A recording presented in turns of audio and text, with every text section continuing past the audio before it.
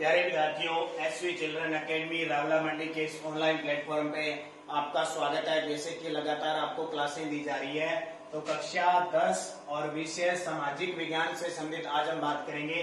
तो लगातार आपको वीडियो डे बाय डे दिया जा रहा है सभी विषयों का, और बढ़िया तरीके से अध्ययन कर लेना, क्योंकि 10वीं क्लास बोर्ड क्लास है और सबसे मायने रखती है आपके परसेंटेज के, आपने कितने बनते हैं। तो आपका टारगेट एक अच्छा टारगेट होना चाहिए, और उस टारगेट में जो परसेंटेज कुल बनते हैं उसमें सबसे ज्यादा अहम भूमिका निभाती है सामाजिक विज्ञान। तो सामाजिक विज्ञान को बढ़िया धैर्य से मन लगा के और पूरे विश्वास के साथ पढ़ना है, ताकि आपके बढ़िया नंबर बन सके।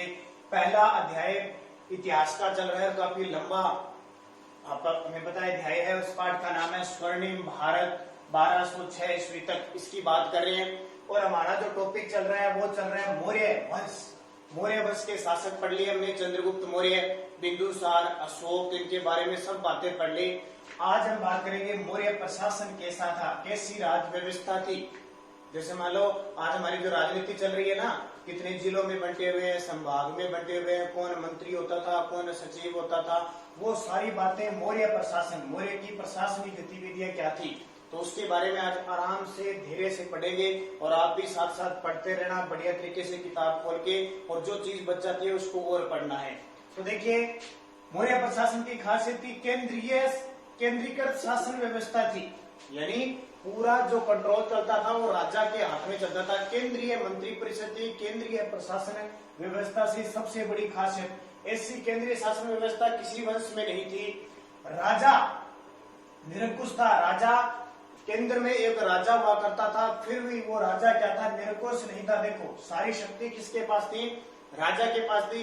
लेकिन राजा जनता पर अत्याचार नहीं करता था, बल्कि लोक कल्याणकारी कार्य करता था। जैसे चंद्रगुप्त मौर्य देखा हमने, अशोक को देखा, अशोक ने तो बौद्ध धर्म अपना के कितने कल्याणकारी कार्य किए। ठीक है, तो राजा केंद्रीकृत होते हुए भी निरंकुश नहीं था, ये बात ध्यान रखनी है। उसके बाद में कौटिल्य जो था, ठीक है, ये हमने पढ़ा था ना, जब चंद्रगुप्त मौर्य का प्रधानमंत्री था ये कौटिल्य, इसी को चाणक्य कहते हैं। चाणक्य आपने नाम सुना, तू क्या चाणक्य है, वो चाणक्य है।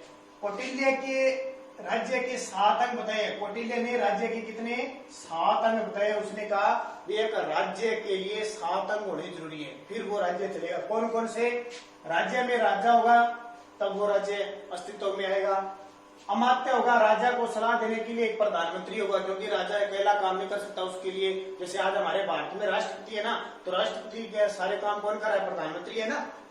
कोष होना चाहिए, उसके पास धन होगा तभी वो राज्य चला पाएगा। उसके पास सेना होगी तो शत्रुओं से लड़ेगा। मित्र भी जरूरी है, अब सेना है तो मित्र भी जरूरी है। समय समय पर उसको सलाह, समय समय पर उसका सहयोग करने के लिए मित्र होना जरूरी है। दुर्ग, उसकी सुरक्षा की दृष्टि से एक बड़ा दुर्ग होना चाहिए, ताकि संकट आए तो उस दुर्ग में रह सके।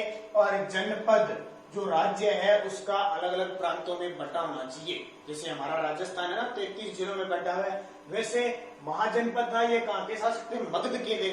मगध के अलग अलग जनपद थे। ठीक है, तो ये कौटिल्य ने बताए। अब देखो और क्या है, राजा क्या करता था, मुख्यमंत्री और पुरोहित की नियुक्ति भली भांति जांच पड़ताल करके करता था।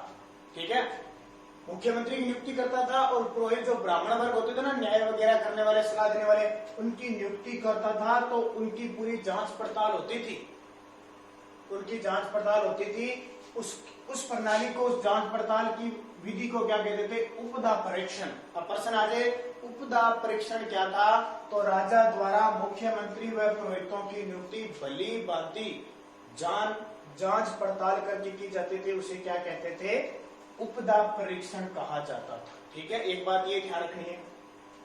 फिर देखो, इस मुख्यमंत्री और ये पुरोहित है, ये मंत्रिमंडल के अंतरंग सदस्य होते थे। उन्हीं मंत्रिमंडल के सदस्य हुआ करते थे। ये कौन है, मुख्यमंत्री और पुरोहित, जिनकी नियुक्ति करता था ये मंत्रिमंडल, जो राजा की मंत्रिमंडल हुआ करते थे उसके सदस्य भी हुआ करते थे। अंतरंग सदस्य होता है, इन्हीं के अंदर के जो विभाग के सदस्य होते थे उन्हें मनाया जाता था। इसके अलावा परीक्षा मंत्रणा भी होती थी, मंत्री भी होती थी। इनमें मंत्रिमंडल के अंदर परीक्षा मंत्री, यानी कहने का मतलब है, आज जैसे आपको पता होगा, हम जब राजनीति पढ़ेंगे ना उसमें आएगा एक होते हैं कैबिनेट स्तर के मंत्री, फिर उसके नीचे के मंत्री, फिर उसके नीचे के मंत्री, फिर उसके नीचे के मंत्री, वैसे अलग अलग इनके क्या हुआ करते थे, पद हुआ करते थे। ठीक है, अब देखो केंद्रीय प्रशासन कैसे था, अब पॉइंट पे बात करेंगे।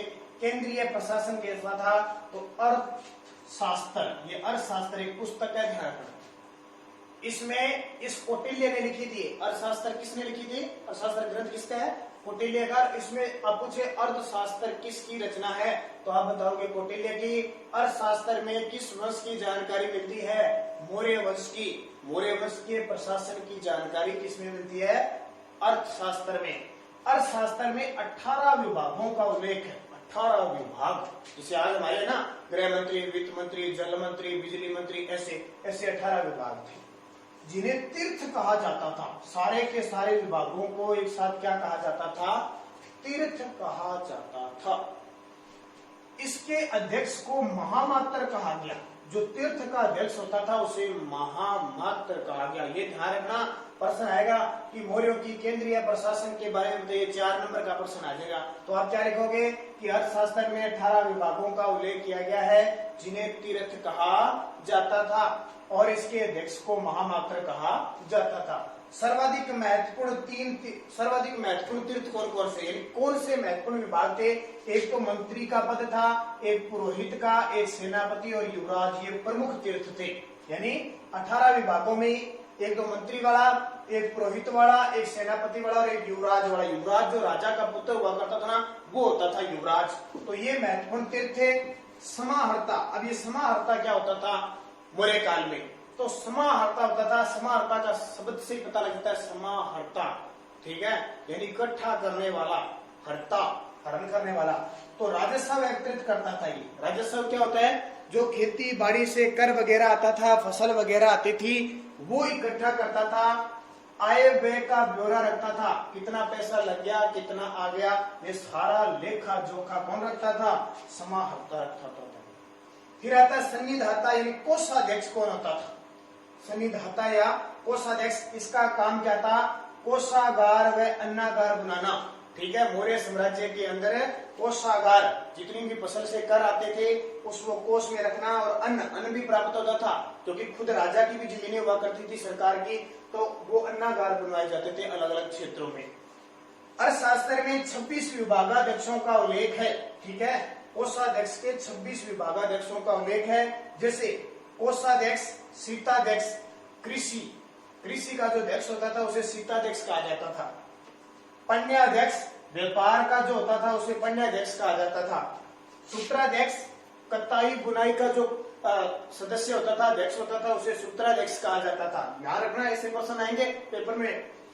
लूनाध्यक्ष, जो बुच्चड़ खाने का, जहाँ जानवरों पशुओं को क्या काटा जाता था, उनका मांस अलग किया जाता था, हड्डियां अलग की जाती थी, वो बुच्चड़ खाना, उसको लूनाध्यक्ष कहते थे। विविक्ताध्यक्ष, जो चरागाह का मालिक अध्यक्ष होता था उसे विविक्ताध्यक्ष कहा जाता था।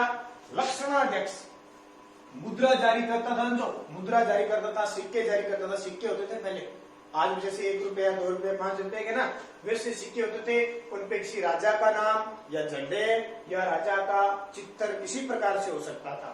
तो लक्षणाध्यक्ष मुद्रा जारी करता था। इसके अलावा मुद्राध्यक्ष, पोतवाध्यक्ष, बंधनागाराध्यक्ष, आटविक, जो वन विभाग का अध्यक्ष होता था। प्रमुख ये क्या थे, विभागाध्यक्ष थे। 26 में से प्रमुख है।